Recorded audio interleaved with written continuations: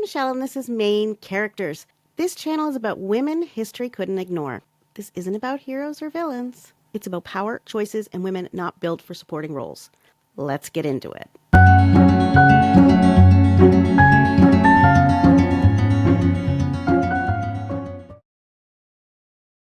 By the time she was in her mid-20s, Margaret of Anjou was effectively ruling England, not as queen, regnant, not with the crown she was officially allowed to wear, or not with the love of the English people, but because the man who was supposed to rule, her husband, King Henry VI, could not.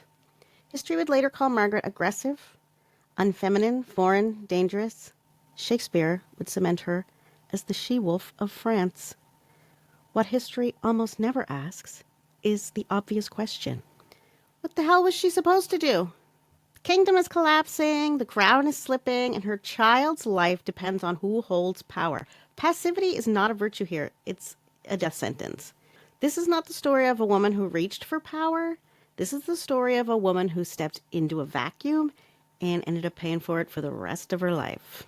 Margaret was born in 1430 in the Duchy of Lorraine into the House of Anjou, a cadet branch of the French royal family. So yes, she had royal blood.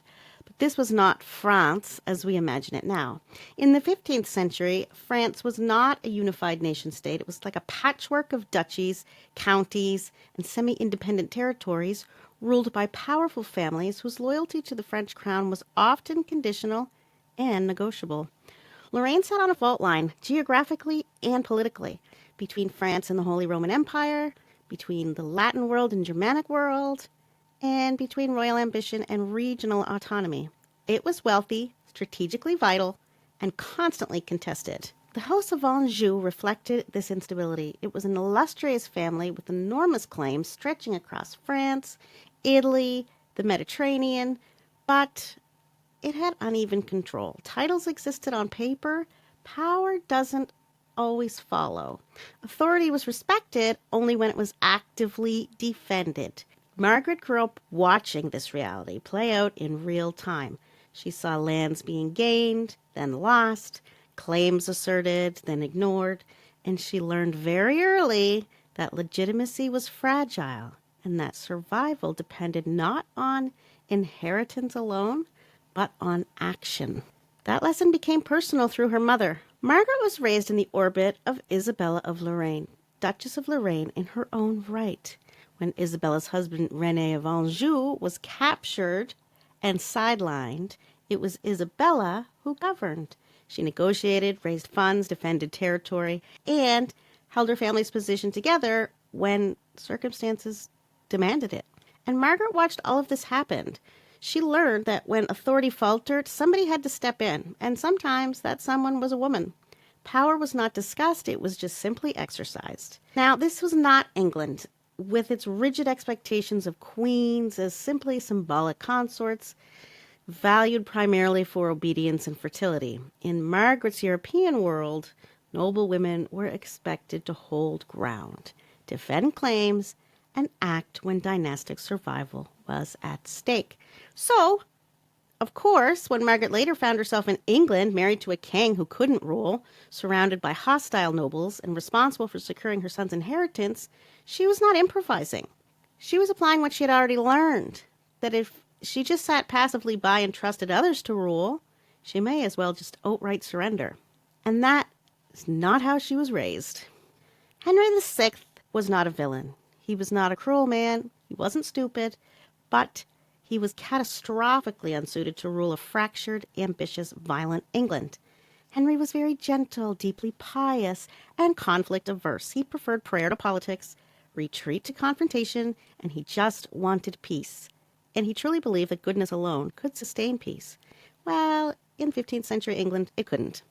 England in this century was a tinderbox. The nobles were powerful, armed, and deeply suspicious. The crown was financially weak. The disastrous losses in France had humiliated the English political class, and the question of who should rule was always simmering under the surface. Into this mess steps Margaret, a teenager, 15 years old, sent to a new country, a foreign country, as a French queen. So she's already disliked for her nationality. She's already disliked for her dowry negotiations because her dowry was a bit small for the time, and they don't like her proximity to some of the advisors. They don't like the advisors. Margaret did not create this hostility. She inherited it. In 1453, Margaret is 23 years old, and she's been married now for 8 years. She's finally pregnant. The French have routed the English in the final battle of what will become known to us now as the 100 Years' War. So King Henry has lost France. He subsequently suffers a complete mental collapse. For over a year, he was effectively catatonic. He did not speak, he didn't recognize his wife, and he had absolutely no response to the birth of his son, or when the son Edward of Westminster was presented to him, his heir.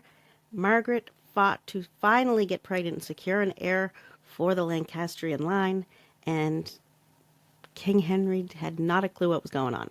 And this is a moment that history often rushes past. But pause here. England now had a mentally incapacitated king, a newborn heir, a baby, an infant, a nobility surrounding them already itching for power, and there's no formal mechanism for allowing a woman to rule in her husband's place. Margaret understood something immediately and instinctively. If she didn't act, others would, and they were not going to act in her son's best interests. Margaret did not declare herself Queen Regent. She did not issue proclamations claiming authority. Margaret understood something all teenage girls realize even today. It's easier to ask for forgiveness than permission. So she behaved as if power was hers to exercise. She negotiated, she built alliances, she defended the rights of her son. She positioned herself as the living embodiment of Lancastrian legitimacy, and this both terrified and pissed off the English nobility. And not because it was unprecedented. Queens had advised, influenced, and maneuvered before, but because Margaret did it openly, forcefully, and absolutely without apology. Like a man, she was not being subtle enough to make the man comfortable with it. And that more than anything is what turned her into a villain. Enter Richard, Duke of York, who was not initially a rebel. He was a powerful noble with a legitimate claim to the throne. He was frustrated by mismanagement, and he was excluded from influence by Margaret's circle. Now, there's some debate on whether Margaret was involved with excluding him or if other actors were to blame for that. I'm just going to say in the early 1450s, Margaret and the Duke of York were cautious adversaries. But once Henry recovered from his breakdown, partially, the question of who truly governed became unavoidable. York wanted recognition as protector of the realm. Margaret wanted her son's inheritance secured. And unfortunately, these two goals could not coexist. This is where the Wars of the Roses are usually framed as an inevitable. But inevitability is kind of lazy. This was not destiny. It was competing visions of legitimacy. But they were sharpened by ambition, fear, and Margaret's gender. When open conflict erupted, Margaret did something almost no medieval queen had done before. She absolutely embraced leadership during wartime. Oh yeah, she said, bring it on. And I get that. As a mother with sons, I get it. Bring it on. I feel that. She raised troops, she addressed soldiers, she coordinated resistance, she became the symbolic heart of the Lancastrian cause. And history lost its mind about it. Male leaders who ordered executions were decisive. Margaret was cruel and bloodthirsty. Male leaders who defended dynastic rights were rightful. Margaret was controlling and manipulative. Male leaders who lost battles were unlucky. Margaret was incompetent. This double standard is not subtle, it's structural. And at this point, the story often takes a turn into fiction. You'll sometimes hear that Margaret of Anjou personally ordered or even carried out the mutilation of Richard, Duke of York after the Battle of Wakefield, that she hacked off his head herself, and that she reveled in it. Thanks, Shakespeare. That is not true. Margaret was not even on the battlefield, and there is no credible evidence that she ordered or participated in the execution itself. Richard was killed in battle, and yes, his head was later displayed by Lancastrian supporters, a brutal but common political practice in 15th century warfare. What happened next is where the myth begins. Margaret was blamed not because she wielded the blade, but because she was the visible leader of the Lancastrian cause.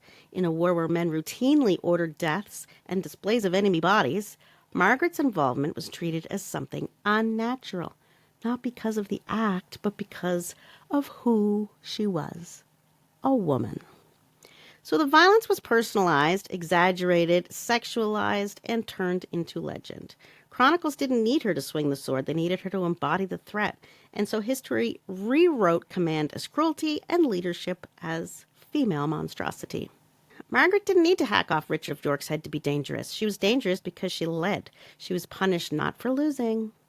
She was punished simply for trying. So while Wakefield was a Lancastrian victory, it was not a final settlement, and without London, without unity, without time, victory on the battlefield didn't translate into power on the throne.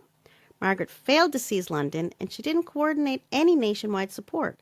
She hesitated, and it was to prove fatal. Within a few months, she was heading to Scotland with her son for safety. This was not out of fear, but a strategic move.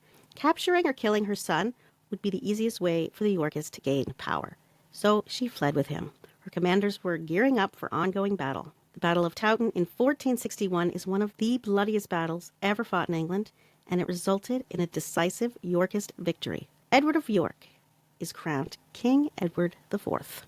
So now Edward is king, Margaret is staying in exile, and she stays in exile, bouncing between Scotland and France and friendly courts for about 4 years. But she was in no way in retirement. While her son lived, he was still heir to the throne in her mind, and his inheritance was her raison d'etre. As she moved between the countries, Scotland and France, meeting with friendly courtiers, she sought military and financial backing, and really just kept trying to keep the Lancastrian claim alive. Margaret's eventual and final defeat didn't come in a single moment.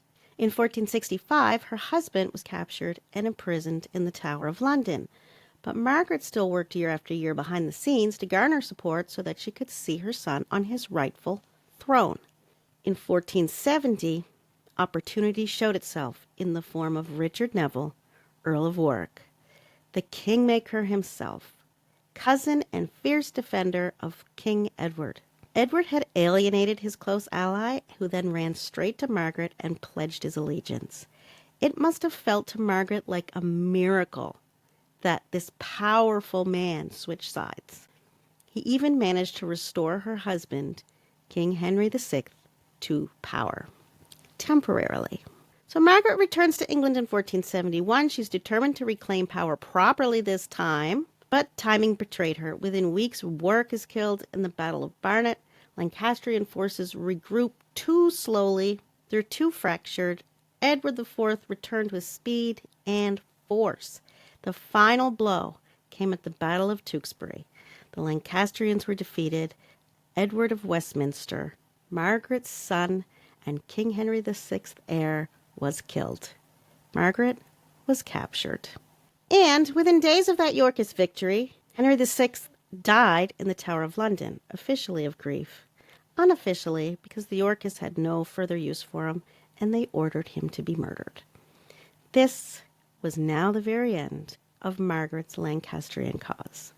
It was a collapse that came in stages over more than a decade, each one stripping something from Margaret: power, family, security, until she was left with almost nothing. And this is the moment history often rushes past. Margaret had lost husband, the captive king, who was probably murdered, her son, the heir she had fought to protect, and without all of this, she lost her political cause, which was absolutely extinguished. And unlike the defeated men at the time, she was never offered rehabilitation, reconciliation, forgiveness, honorable retreat, a comfortable retirement in a nunnery. Nada, nothing. She was captured and imprisoned. Not briefly and not symbolically. She was imprisoned as a dangerous political remnant. Even with her husband and son both dead, her cause dead with them, she is still seen as dangerous. She remains a figure too scary to ignore, even in the defeat. Eventually, she was ransomed back to France, where she lived out her remaining years in enforced obscurity, poverty, and grief. This was not a graceful exile. She had been a queen who commanded armies. She ended her life dependent on the charity of relatives and some former allies. And yet, even in ruin, she remained threatening to the story England wanted to tell. They were afraid of Margaret until the day she died. Margaret of Anjou unsettles people because she forces an uncomfortable reckoning. What happens when legitimacy collapses? Who gets to act when systems fail? And why do we still punish women more harshly for power than men who abuse power? She wasn't perfect. She certainly wasn't gentle. She was not designed just to show up and be palatable. She was rational, strategic, and responding to the circumstances as she was raised to do, and how she saw powerful women in Europe around her doing it before.